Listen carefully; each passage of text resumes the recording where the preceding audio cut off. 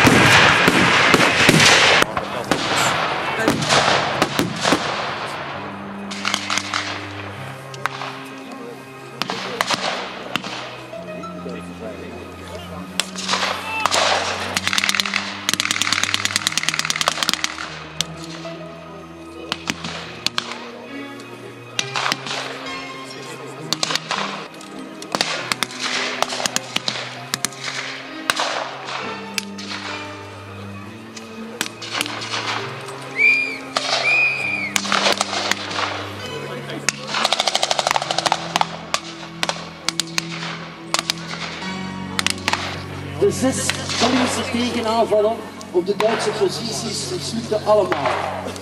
Ook aan de 3 bruggen aan het Albinkanaal, hier een beetje verder ten noorden van het fort, landden zweefvliegtuigen. De Duitse troepen slagen erin om 2 van de 3 bruggen, de belangrijke bruggen van Veldwezen en Vroenhoven, onbeschadigd in handen te krijgen. Ook hier laat de ondersteuning van Duitse grondtroepen op zich wachten. Want in Maastricht waren de bruggen over de Maas wel ontploft. Uiteindelijk kunnen de bruggenhoven toch gehouden worden. Op 11 mei 1940 breken de Duitse tanks door de laatste Belgische linies. Zo'n 100.000 Duitse militairen volgen in het spoor van de Duitse tanks. Bombardementen door Belgische, Franse en Britse vliegtuigen kunnen niets meer veranderen. Een 70-tal geallieerde toestellen gaan hierbij verloren. Toutes les contre-attaques belges contre les positions allemandes ici sur le fort échouèrent. D'autres planeurs se posèrent également à proximité d'ici, juste à côté de 3 ponts sur le canal Albert. Là-bas, les parachutistes allemands réussirent à prendre intacts les importants ponts de Veldwesen et de Vroenhoven. Mais là aussi, l'appui des troupes terrestres allemandes se fit attendre, car tous les ponts sur la Meuse à Maastricht avaient sauté.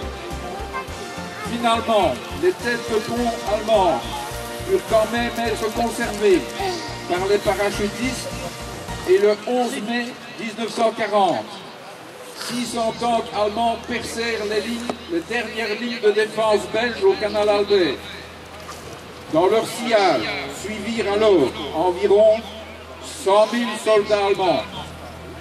Les bombardements par les aviations belges, britanniques et françaises ne purent rien changer à la situation, malgré la perte d'environ 70 avions.